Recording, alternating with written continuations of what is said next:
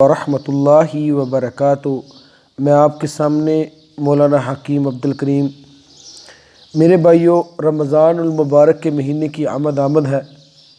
آج ہم یہ دیکھیں گے کہ رمضان کے مہینے کی ساری برکت کی کیا وجہ ہے، اس میں اللہ رب العالمین نے ہر چیز کا اجر کیوں بڑھا دیا ہے، اس کے اندر جنت کے دروازے کیوں کھولے جاتے ہیں، جہنم کے دروازے کیوں بند کیے جاتے ہیں۔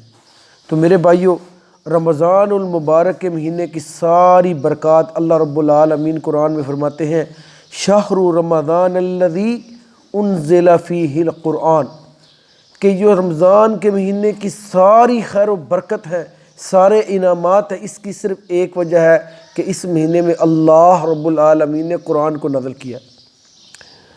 اب دیکھیے، ایک طرف تو اللہ تعالیٰ اس مہینے کے اندر قرآن کو نازل فرما رہے ہیں، اور دوسری طرف فرمایا کسی مہینے کے اندر ہم نے تمہارے اوپر روزے فرض کیے ہیں، اور روزوں کو فرض اللہ رب العالمین نے کیوں کیا ہے؟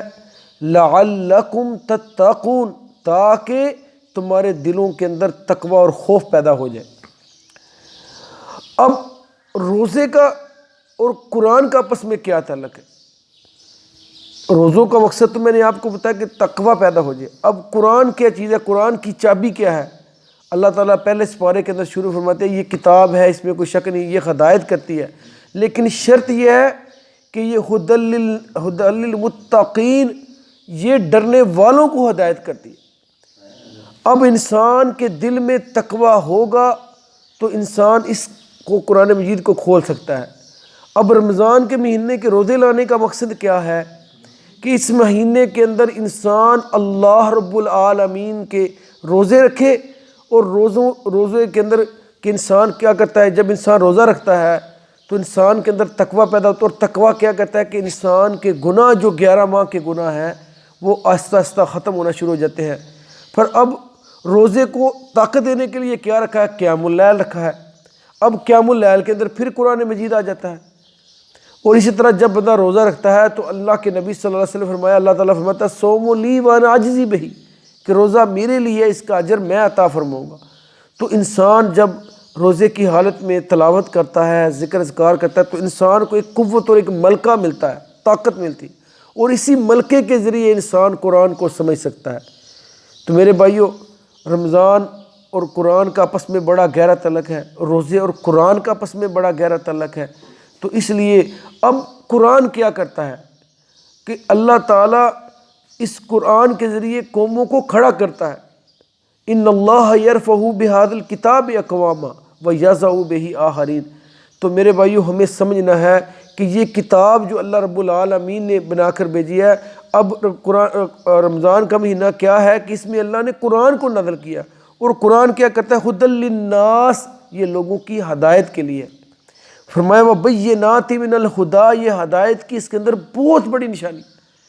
اب یہ کتاب جو قرآن مجید ہے، یہ مسلمانوں کے لیے اللہ رب العالمین نے قانون کی کتاب بنا کر بھیجی، اور اسی طرح یہ کتاب عمل کی کتاب ہے۔ تو میرے بھائیو، آج افسوس، ہم نے قرآن کو نہ تو قانون کے طور پر لیا ہے، نہ قرآن کو ہم نے عمل کے طور پر لیا ہے۔ آج دنیا کے اندر، ورلڈ کے اندر یہودیوں کی حکومت ہے، یہودیوں نے اپنی تورات کو قانون کے طور پر لیا۔ آج ہم کہتے ہیں کہ عیسائیوں کا ہلاک بڑا ہے، وہ غریبوں کا خیال کرتے ہیں، ان کے اندر انصاف ہے، ان کے اندر قانون ہے، ان کے اندر کیا ہے، انس ہے۔ آج ان کے ملکوں میں صفائی ہے، تو انہوں نے اس کتاب کو عمل کے طور پر لیا عیسائیوں نے، اور آج ہم مسلمانوں نے قرآن کو نہ قانون کے طور پر، نہ قرآن کو ہم نے عمل کے طور پر لیا ہے۔ آج ہم نے قرآن کو لیا جن نکالنے کے لیے، تعویذ بنانے کے لیے، افتتاح، کسی کام کا افتتاح کرنے کے لیے، قسم اٹھانے کے لیے۔ تو میرے بھائیو، آج ہم نے قرآن کو صرف ڈال کے طور پر استعمال کیا، جبکہ قرآن کا اصل ایک مقصد تھا۔ جب ہم ایک مقصد حاصل کر لیتے تو ہم ہر مقصد حاصل، ہر ضرورت سے پوری کر سکتے تھے۔ وہ مقصد ھدی للناس، لوگوں کی رہنمائی کے لیے۔ قرآن ہمیں ایک ایک چیز کے بارے میں بتاتا ہے۔ تو میرے بھائیو، سمجھیے قرآن دو ہے، ایک قرآن علمی اور ایک قرآن عملی۔ علمی قرآن 30 پارے ہیں، عملی قرآن جناب محمد رسول اللہ صلی اللہ علیہ وآلہ وسلم ہے۔ تو میرے بھائیو، ہمیں ان دونوں قرآنوں سے زندگی سیکھنا ہے، علمی قرآن سے بھی اور عملی قرآن سے بھی۔ کان خلقہ القرآن، نبی صلی اللہ علیہ وسلم کا خلق قرآن ہے۔ تو میرے بھائیوں، ہمیں سمجھنا ہے اگر ہم مسلمان دنیا میں عزت حاصل کرنا چاہتے ہیں، بلندی حاصل کرنا چاہتے ہیں، اللہ تعالیٰ کے ہاں جو اللہ نے جس مقصد کے لیے انسان کو پیدا کیا ہے، وَمَا خَلَقْتُ الْجِنَّ وَالْإِنسَ إِلَّا لِيَعْبُدُونِ، اللہ نے انسانوں اور جنوں کو اپنی عبادت کے لیے پیدا کیا ہے۔